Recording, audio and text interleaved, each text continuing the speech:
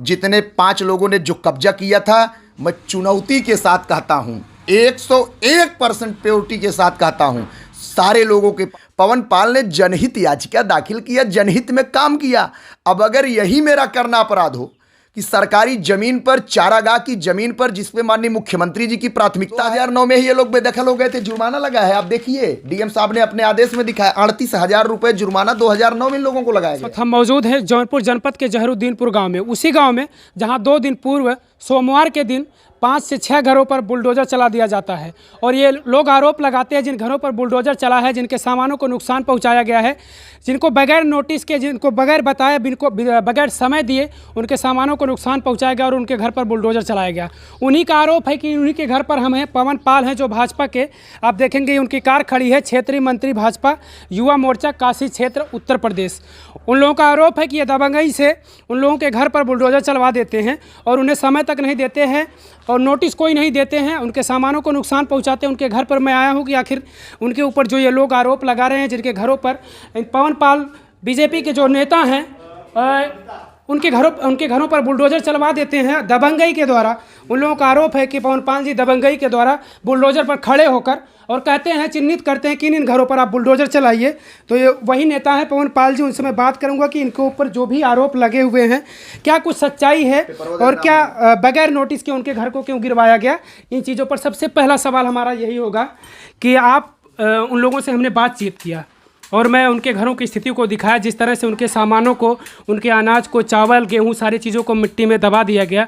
वो लोग कह रहे हैं कि हमें बगैर नोटिस के, बगैर सूचना के, हमको समय नहीं दिया गया सामान निकालने के लिए, हमारे घर पर बुलडोजर चलवा दिए पवन पाल जी जो जेसीबी पर खड़े होकर। देखिए, पहली बात तो यह आरोप बेबुनियाद आरोप है। आरोप कोई तथ्य और तर्क नहीं होता है, किसी के भी ऊपर लगाया जा सकता है।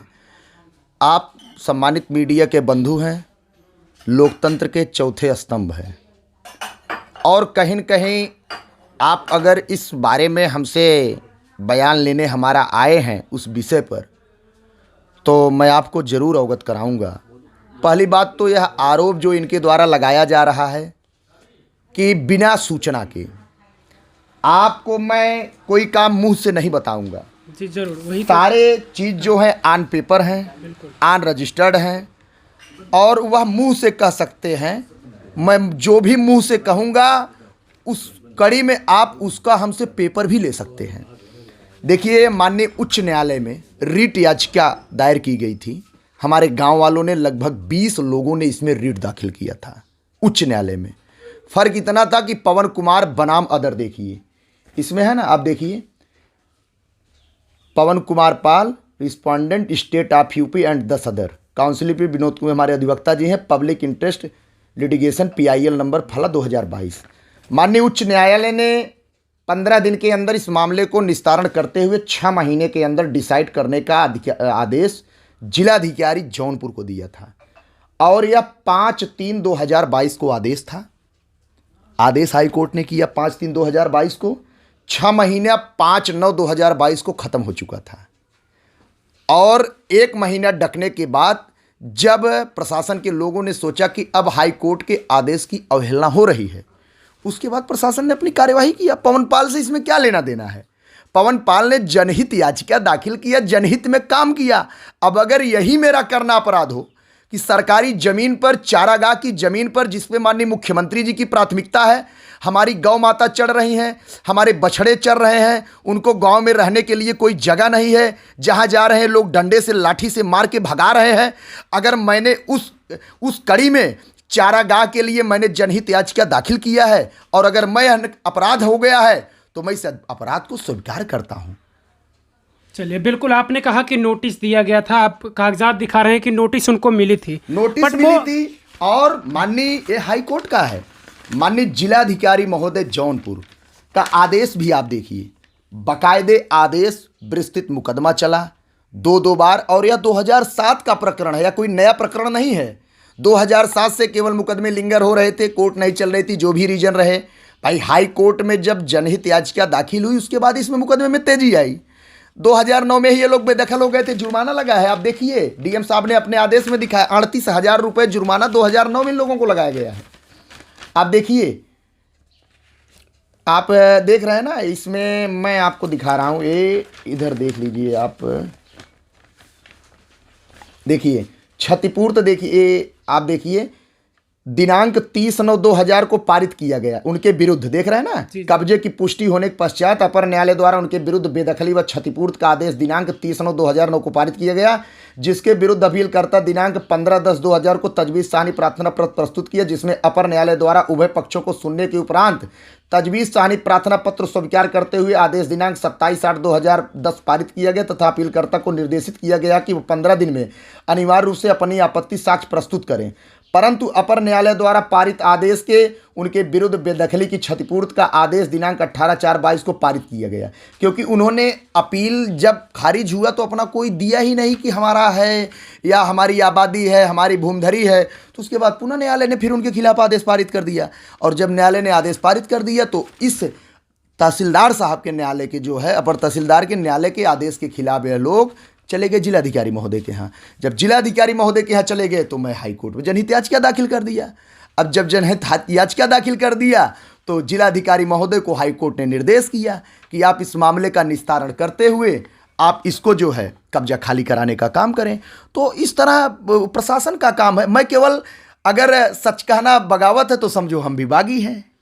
चलिए, वो तो वहाँ तक तो ठीक है कि आपने कहा कि उनको नोटिस भी दिया गया, वो इस चीज़ को मानने को तैयार नहीं है, लेकिन जिस तरह से उनके अनाज को, सामानों को, उनके कीमती सामानों को उसी मिट्टी में दबा दिया गया, नहीं, ये कहाँ की इंसानियत है? देखिए, ये भी आरोप गलत है।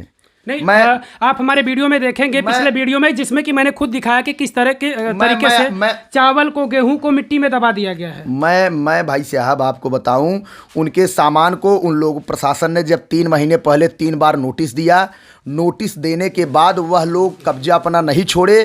प्रशासन भी वीडियो अपना बनाया है, प्रशासन ने वीडियो बनाया, सारा सामान उनका घर से बाहर निकाल के बेदखली की कार्यवाही जिस तरह से होती है माननीय उच्च न्यायालय के अनुपालन में प्रशासन ने किया। चलिए, जो भी बातें हो, उनका ये आरोप था कि विदाउट नोटिस, विदाउट बताए हुए उनको, उनके घर को गिरा दिया गया। लेकिन नोटिस है मेरे पास, नोटिस भी दिखा एक चीज़ को वो मान रहे हैं कि हाँ, उन्होंने चारागाह में अवैध निर्माण उनके पूर्वजों के द्वारा कराया गया था, उसी में वो रहते थे, लेकिन उनको बिना बताए गए उनके सामानों को जिस तरह से नष्ट किया गया, ये कहीं ना कहीं इंसानियत के खिलाफ होता है। एक हमारा आखिरी सवाल होगा नेताजी आपसे कि मैं इसका भी जवाब आपको दे दूं। बिल्कुल जरूर है कि अवैध, देखिए वह कह रहे हैं जो पूर्वजों की बात, आप यहाँ पर अगर आए हैं इस गांव में, आप यह भी पता कर लीजिए कि उस मकान के अलावा उन लोगों के पास यहाँ भी मकान गांव में है। वो कह रहे हैं कि हमारे पास मकान है, ये नहीं है। 101% गलत कह रहे हैं। सारे लोगों के पास मकान है। मैं कहिए आपको अपने हाथ से चल के दिखा दूं और आप पूछिए कि यह किसका मकान है। जिसका गिराया गया है मकान, जिसका छप्पर गिराया गया उसका है, दूसरा का है। यह तो झूठ बोल रहे हैं आपके सामने, मैं प्रमाण दे रहा हूं। मैं उन्हीं से आप पूछिए किसका मकान है। उनके घर यहाँ महिलाएं हैं, बच्चे हैं, उनके परिवार हैं, सारे लोगों के पास मकान है। मैं चुनौती के साथ कहता हूं, अगर एक व्यक्ति के पास मकान नहीं होगा, जो कहेंगे मैं जुर्माना भरने को तैयार हूं। चलिए, ये भी अब इनका आरोप है कि उनके सारे लोगों के पास रहने के लिए मकान है। यहाँ मकान है, वहाँ पहाड़ी है, केवल वहाँ कब्जा था, यहाँ खाते थे, बनाते थे, वहाँ जाके सोते थे। जिस तरीके से वो लोग रो रहे थे, कह रहे थे कि भाई हमारे पास अब आसियाना नहीं है रहने के लिए, मैं इस ठंड के मौसम में कहाँ पर जाऊँगा, लेकिन इनके द्वारा हमें पता चला, क्योंकि इसी गाँव के रहने वाले हैं, उनका और भी मकान है रहने के लिए। मेरे द्वारा ही नहीं, आप यह चीज़ पूरे गाँव में टहल कर पूछ लीजिए। और उनका घर यहीं बगल है, 2 घर छोड़ के। जितने 5 लोगों ने जो कब्जा किया था, मैं चुनौती के साथ कहता हूं, 101% प्योरिटी के साथ कहता हूं, सारे लोगों के पास मकान है, सारे लोग साधन संपन्न है, उनके पास ट्रैक्टर है, बुलोरो है, ट्रेलर और कंटेनर जैसी 40-40 लाख की गाड़ियां बंबई में चल रही हैं। घर में सरकारी सर्विस है, लंबी खेती है, बंबई में व्यवसाय है, प्लाटिंग का काम है, तहसील में एक व्यक्ति है। कोई गरीब का रोना अगर रोए, विधवा विलाप करे, तो मैं उसको कह दीजिए कि ये चीज़ की जांच करा लें। मीडिया के बंधु है आप, कोई गरीब नहीं है, सब उसमें 10-20-50 लाख रुपए के मालिक हैं। दूसरी चीज़, प्रूफ के तौर पर आप जाकर अभी पता करिए, परसों प्रशासन ने बेदखली की कार्यवाही किया है। कल ही 1 ट्रक मोरंग, 1 ट्रक गिट्टी, 50 कुंटल सरिया, 200 बोरी सीमेंट कल उन लोगों का घर बनने जा रहा है, अपने पैसे से बनवा रहे हैं। आप नीयत उनकी समझिए, नीयत केवल उनकी खोटी थी कि हम कब्जा किए रहेंगे, जमीन फंसाए रहेंगे 2.5 बीघा चारागाह का, तो हम बचे रहेंगे। आप जाके देखिए, पूछिए किसी से, कल 5 लाख रुपए का सामान गिरवाए हैं। अगर पैसा नहीं था, गरीब था, हमारे बस की बात नहीं है। हमारा घर गिर जाए, हमको 2 साल लग जाएगा। मैं भाजपा का भले नेता हूं, संगठन का ईमानदारी से काम करता हूं, बनवा ही नहीं पाएंगे। हम 5 लाख रुपए का दूसरे दिन हमारे पास रहेगा ही नहीं, सब अवैध पैसा है, नंबर 2 के पैसे उन लोगों के पास है। चलिए, एक आखिरी आरोप है आपके ऊपर उन लोगों का कि जिस तरीके से 5 घरों को आपने इंगित करके उनका घर गिरवा दिया, कुछ ऐसे भी घर अभी भी वहां पर मौजूद है जो अभी भी छत है, और उन पर आपने बुलडोजर नहीं चलवाया, क्यों? देखिए, ऐसा है, अगर वह लोग यह आरोप लगा रहे हैं कि कुछ और घर है बुलडोजर नहीं चलवाए, तो मैं तो उसका ठेकेदार हूं नहीं। भाई, नियम है, कायदा है, कानून है, तहसील जाए, एप्लीकेशन दे, हाई कोर्ट जाए, डीएम साहब के यहाँ जाए, कमिश्नर साहब के यहाँ जाए, आदेश लेके आए, कार्यवाही कराए, हमको क्या दिक्कत है? हम क्यों किसी का घर गिरवाएंगे, हम क्यों किसी का बचाएंगे? हाँ, थोड़ा सा कहीं न कहीं उन लोगों ने मेरे साथ ऐसा कुछ किया था व्यक्तिगत, जिसके एवज में कहीं न कहीं हमको जनहित याचिका दाखिल करना पड़ा। मेरा 50 वर्षों का कब्जा था। मैं पिछले साल की बात बता दूं, उन लोगों ने जो मेरे साथ किया, अगर आरोप लगा रहे कहीं न कहीं तो उसका रीजन भी जान लीजिए। 50 सालों से मेरी ज़मीन थी, मेरे बाप दादा की पुश्तैनी ज़मीन है, उसी से सटा ग्राम समाज का नंबर था। उस ग्राम समाज के नंबर पे कहीं न कहीं 1 से 1.5 लाठा, भाई ज़मीनें जोती बोई जाती हैं तो ट्रैक्टर से जोतते जोतते 1.5 लाठा आदमी जोत बो लेता है, कॉमन सी बात है। हमको पता भी नहीं था। हमारे खिलाफ उन्होंने प्रार्थना पत्र दिया। उप जिलाधिकारी महोदय, सीओ साहब, सारे प्रशासनिक अमला यहाँ आया और उप जिलाधिकारी महोदय ने हमसे कहा कि आपने चारागाह में वहाँ ग्राम समाज की ज़मीन पर आपका कुछ कब्जा है। मैंने कहा कि सर, अगर कब्जा है तो क्या दिक्कत है? कहन कि उस पर आपके खिलाफ एप्लीकेशन पड़ा है। हमको एप्लीकेशन पड़ा है सर, तो मैं तो हूँ नहीं, मैं घर था भी नहीं। आप स्वतंत्र हैं, माननीय योगी जी के अनुशासन को मानने वाला कार्यकर्ता हूँ और उनके पद चिन्हों पर भारतीय जनता पार्टी का कार्यकर्ता हूं, बेबाकी से संगठन का काम करता हूं, उसमें 2 राय नहीं है। ईमानदारी से करता हूं और चुनौती के साथ करता हूं कि कोई यह नहीं कह सकता किसी का जमीन कब्जा किया हूं, कोई यह नहीं कह सकता कि हमसे 10 रुपये दलाली ले लिए हैं, कोई यह नहीं कह सकता कि कहीं पर इन्होंने हमको सताया है, परेशान किया है। हाँ, इतना है, अगर आप पैमाइश करवा लीजिए, जितना जाता है मैं देखने नहीं आऊँगा। आप हमारे योगी बाबा का बुलडोजर हमारे ही ऊपर चलवा दीजिए। एसडीएम साहब आते हैं, पैमाइश करवाते हैं, और यही जिन लोगों का आज मकान जो है प्रशासन ने चारागाह में अवैध रूप से बनाए थे, जो कार्यवाही किया है, इन्हीं लोगों के घर का ट्रैक्टर, इन्हीं का ट्रैक्टर और यही चालक और यही लोग खड़े होकर 5 बिस्से गन्ना की फसल को नस्तनाबूद कर दिए। उसका वीडियो भी मेरे पास है, आप कहेंगे दिखा रहा हूं। चलिए, वो जो भी चीजें हुई, अगर आप भी उस टाइप का अतिक्रमण किए थे तो सरकार ने, हाँ, आपकी ही सरकार ने, क्योंकि आप भी बीजेपी से हैं, आपका बुलडोजर आपके ऊपर चला। मुझे अतिक्रमण का पता नहीं था, मैं मौके पर था भी नहीं, और मैंने किसी से, अपने बड़े पार्टी के वरिष्ठ नेता से, किसी मंत्री से, किसी विधायक से मैंने यहाँ तक नहीं कहा कि हम भाजपा के नेता हैं, हम कार्यकर्ता हैं और हमारा ही गन्ना प्रशासन जोता रहा है। हमने किसी से नहीं कहा। हमने कहा सर, आप स्वतंत्र हैं, जो आप करना चाहते हैं कर दीजिए, हमको कोई आपत्ति नहीं है। तो उन्होंने अपनी कार्यवाही किया। उसके बाद ये लोग चारागाह पे 2.5 बीघे कब्जा किए थे। और आपको बता दूं, आप मीडिया के बंधु हैं, खून तो मेरा उस दिन खौल गया जिस दिन उसी चारागाह की ज़मीन पर हमारे गांव में, भाई थोड़ा सा कुछ छुट्टे पशु आ जाते हैं, हमारी सरकार गौ आश्रय भिजवाती है, विभाग लगे हैं कि ब्लॉक मुख्यालय पे गौशालों में जाएं, लेकिन कहीं न कहीं से 1-2 जानवर आ जाते हैं, उसी चारागाह में चरने चले गए और उन लोगों के यहाँ चरने चले गए। उनके घर के सदस्यों ने टिंगारी से वार किया उसके पैर पर, गौ माता के पैर पर, और उसका पैर गौ माता का कट गया। 3 दिन बाद उस पैर में सड़न होने लगा तो कीड़े पड़ गए। आप पता कर लीजिएगा, डॉक्टर आलोक पालीवाल जी हैं यहाँ पर अढ़नपुर में, राजकीय पुरुष चिकित्सालय के अधीक्षक हैं, बड़े अच्छे, बड़े समाजसेवी डॉक्टर हैं। गौ गंगा से इतना प्यार करते हैं, कुत्तों से, बकरियों से, गौ से, भैंस से, उनके मित्र जैसे हैं।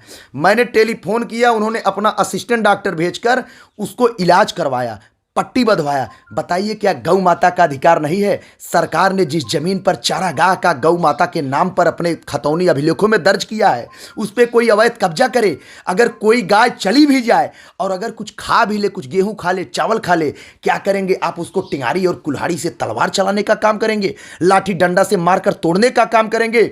भाई साहब, आप मीडिया के हमारे बंधु हैं, मैं जिस दल का राजनीति करता हूँ, गौ माता से असीम प्यार है। हमारे घर पर कोई कुत्ते को नहीं मारता है। हमारे घर पर आप देखिए 70 फीट का बरामदा है, यहाँ पर रात में गाय भी आगे बैठ जाती है। आवारा कुत्ते गांव के जितने हैं 10-10, 15-15 कुत्ते यहाँ टट्टी पेशाब कर देते हैं। लेकिन मेरी माँ से, मेरी पत्नी से लेकर मेरे परिवार तक कोई हमको जानते हैं कि ये उसके बहुत बड़े विरोधी हैं।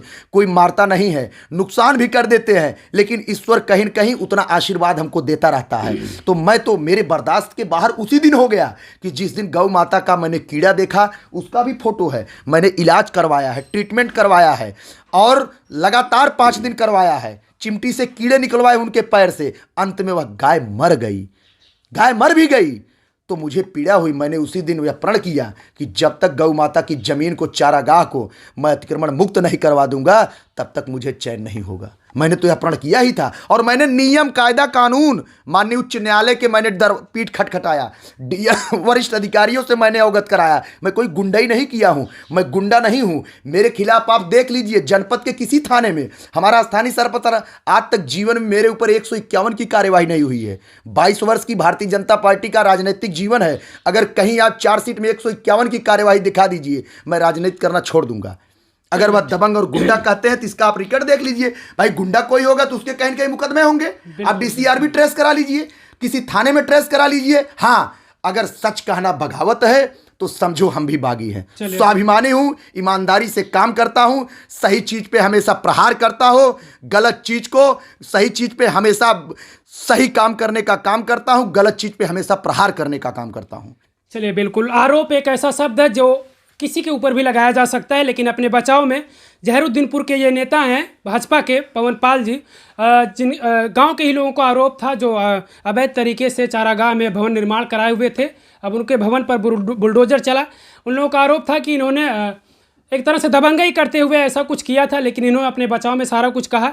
एक कहानी ये भी इनके पीछे की भी कि ये भी कभी, अब इनको मालूम हो या ना मालूम हो, ये भी अतिक्रमण किए थे, लेकिन इन्हीं की सरकार इनके ऊपर ही बुलडोजर चलवाई थी। सरकार ये बुलडोजर की है ही, उत्तर प्रदेश के बाबा जी की सरकार, सारे लोगों को पता है। लेकिन बुलडोजर कब कहाँ चल जाए ये नहीं पता होता सबको। वीडियो देखकर आप लोग जरूर प्रतिक्रिया दीजिएगा, क्योंकि बचाव में सारा कुछ अपने डिटेल के सहित इन्होंने बताया कि क्या कुछ यहाँ पे मामला था। इस वीडियो को देखकर आप लोग प्रतिक्रिया अपनी जरूर दीजिएगा कमेंट के जरिए, और वीडियो को ज़्यादा से ज़्यादा शेयर करिएगा। और अगर चैनल पर नए हो तो चैनल को सब्सक्राइब जरूर कर लीजिएगा। जय हिंद, जय भारत।